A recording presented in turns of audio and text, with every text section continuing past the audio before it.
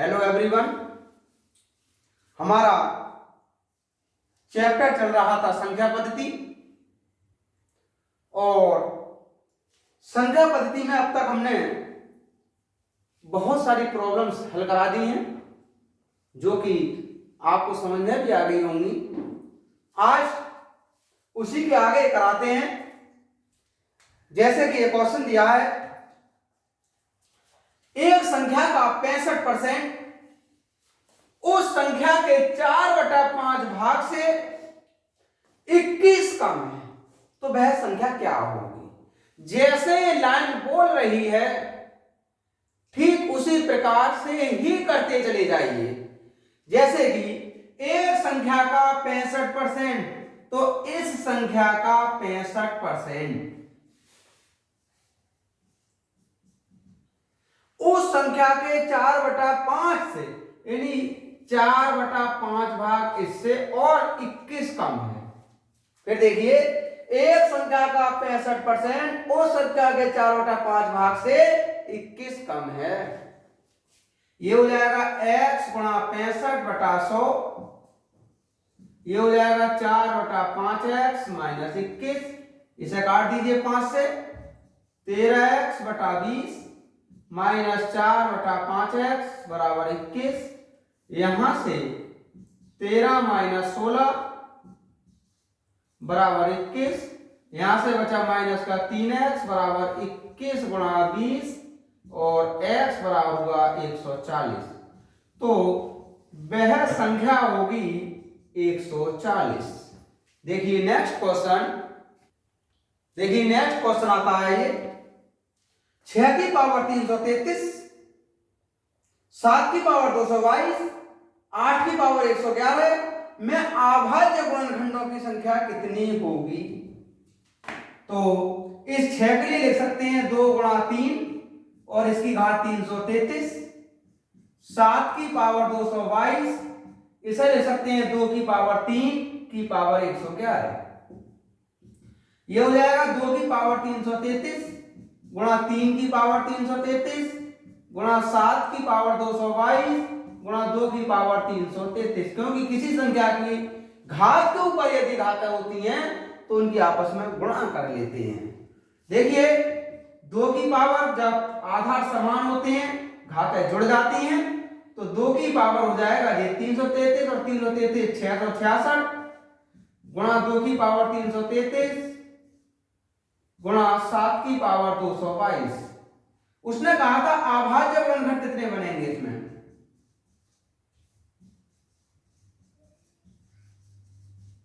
तो अभाज्य गुणनखंड 666 तो ये बनेंगे, 333 ये बनेंगे और 222 ये बनेंगे। कुल मिलाकर बन जाएंगे ये 1221। यानी अभाज्य गुणनखंडों की संख्या होगी 1221। देखिए नेक्स्ट क्वेश्चन।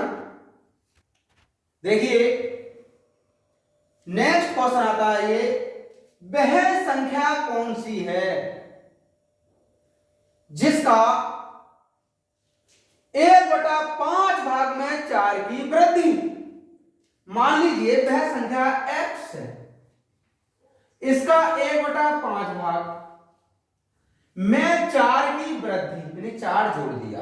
फिर आगे क्या बोला है, उसके 1/4 भाग में यानी इसी संख्या के 1/4 भाग में 10 की कमी के बराबर है। देखिए फिर सुनिए, वह संख्या कौन सी है जिसका 1/5 भाग में 4 की वृद्धि। तो 1/5 भाग में 4 की वृद्धि और 1/4 भाग में 10 की वृद्धि के बराबर है। तो देखिए x/5 x/4 ये हो जाएगा 10 माइनस 4।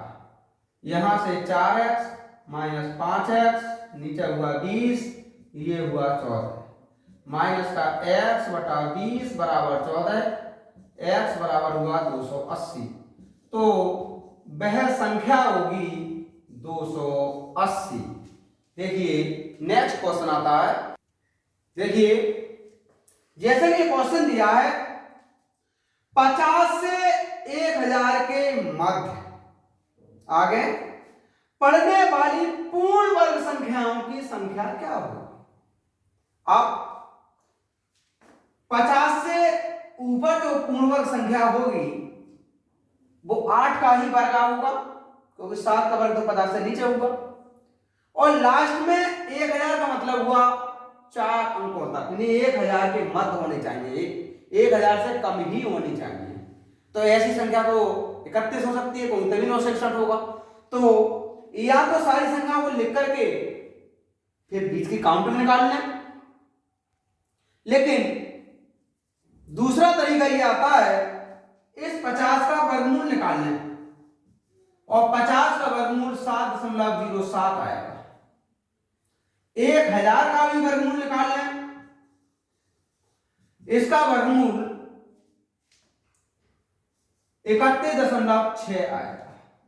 तो इसका मतलब हुआ कि जो अगली पूर्ण वर्ग संख्या होगी वो इससे बड़ी ही होगी, और इसका मतलब है कि अगली पूर्ण वर्ग संख्या होगी वो इससे बड़ी तो हो नहीं सकती, अन्यथा 1000 से ज्यादा हो जाएगा, वो इससे कम ही रहेगी। तो इनके दोनों के बीच वाली संख्या पूछी है, तो मध्य की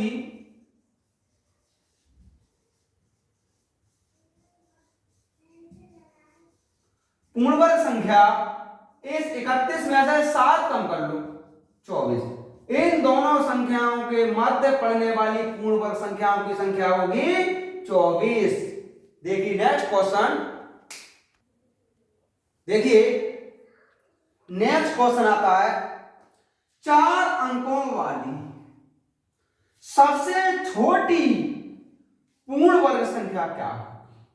तो इसका मतलब जो भी पूर्ण वर्ग संख्या होगी वो 1000 से तो ज्यादा ही होगी, क्योंकि उससे कम तो हो नहीं सकती। तो ऐसे में 4 अंकों की सबसे छोटी संख्या क्या होती है, पहले ये देखते हैं। 4 अंकों की सबसे छोटी संख्या, 4 अंकों की सबसे छोटी संख्या होती है 1000, लेकिन 1000 पूर्ण वर्ग तो होती नहीं, और 4 अंकों की बात करी है। क्यों ना 1000 का पहले वर्गमूल निकाल कर देखते हैं किस संख्या के निकटतम तक पहुंचेगा। यह हो जाएगा वर्गमूल 1000, इसका वर्गमूल 31.6, ये 32 के निकटतम तक पहुंचा।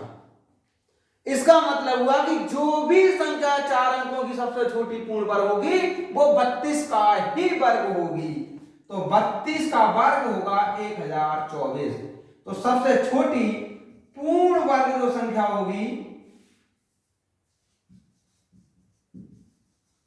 वो होगी 1024। देखिए नेक्स्ट क्वेश्चन,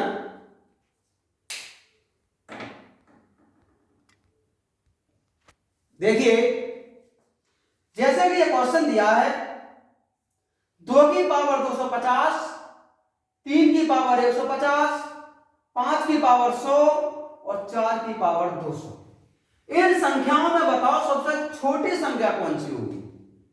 तो क्वेश्चन एग्जाम में चाहे तो सबसे छोटी संख्या का पूछे या फिर सबसे बड़ी संख्या का पूछे, दोनों का करने का तरीका एक ही होगा। क्या? इन संख्याओं की घातें समान कर लीजिए। इस प्रकार के सवाल अगर हमें किसी भी एग्जाम में मिल जाए तो घबराने की आवश्यकता नहीं है। सबसे पहले इन संख्याओं की घातें समान कर लेते हैं। जैसे कि 2 की पावर 250, तो इसे हम 250, 150, 100 सबको ऐसी एक संख्या में डिवाइड कर दो जिससे कि ये सभी घातें समान हो जाएं। तो 5 गुणा 50 लिख दीजिए। 3 की घात 3 गुणा 50 लिख दीजिए। 5 की घात 2 गुणा 50 लिख दीजिए। 4 की घात 200 दिए तो 4 गुणा 50 लिख दीजिए। देखिए आप इसे इसके साथ ले लीजिए। तो 2 की घात 5 का मतलब हुआ 32 और घात इसकी दे रखी है उसमें 50। 3 की पावर 3 का मतलब हुआ 27, घात 50। 5 की घात 2 का मतलब 25, घात 50। 4 की घात 4 का मतलब 256 और घात 50। अब ये देखते हैं इन संख्याओं की घातें तो सबकी समान है, फिर ये देखिए कि इनमें सबसे छोटी संख्या कौन सी हो रही है, तो सबसे छोटा तो 25 होगा, लेकिन 25 इसका मान है, इसका मतलब सबसे छोटी संख्या 5 की घात 100 होगी। तो सबसे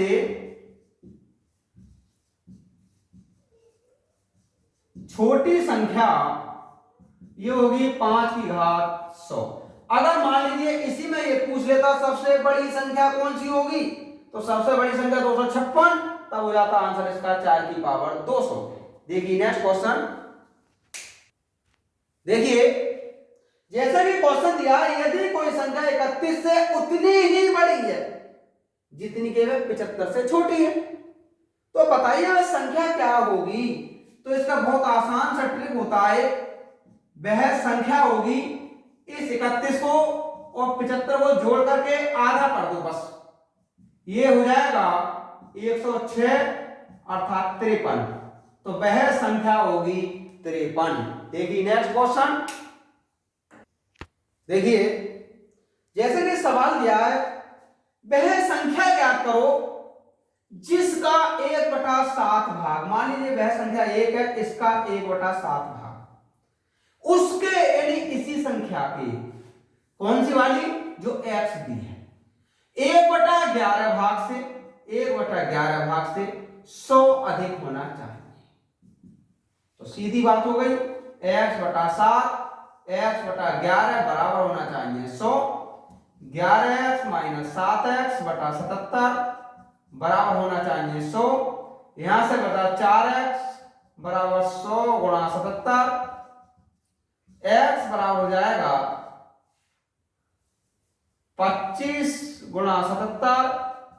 अगर हम इसकी गुणा करेंगे तो जो संख्या प्राप्त होगी वो होगी 1925। देखिए नेक्स्ट क्वेश्चन, देखिए बहुत बढ़िया क्वेश्चन है ये, लघुत्तम अभाज्य संख्या क्या है, कुछ ज्ञात नहीं करना, बहुत छोटी सी बात लिख दी है इसने। तो देखिए याद रखना कि सबसे छोटी अभाज्य संख्या जो होती है वो 2 होती है, क्योंकि अभाज्य संख्या वो संख्या होती है जो अपने के अलावा किसी से नहीं कटती हो।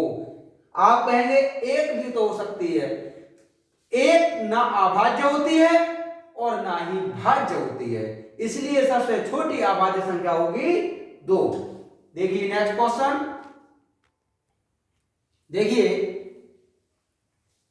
जैसा कि यह सवाल दिया है, यह सवाल ASM गुड्स गार्ड में अधिकांश पूछा गया है, और वैसे भी रेलवे में इस तरह के क्वेश्चन ज्यादा पूछे जाते हैं।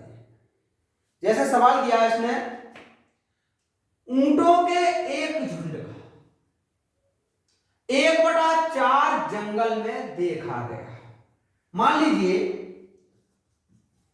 कि जो ऊंट थे वो x² थे, ऊंटों के एक झुंड का 1/4 जंगल में देखा गया, यानी 1/4 x² का जंगल में देखा गया। फिर झुंड के वर्गमूल का 2 गुना, यानी झुंड के वर्गमूल का 2 गुना पहाड़ों पर चला गया, ये भी इसी में जोड़ दीजिए।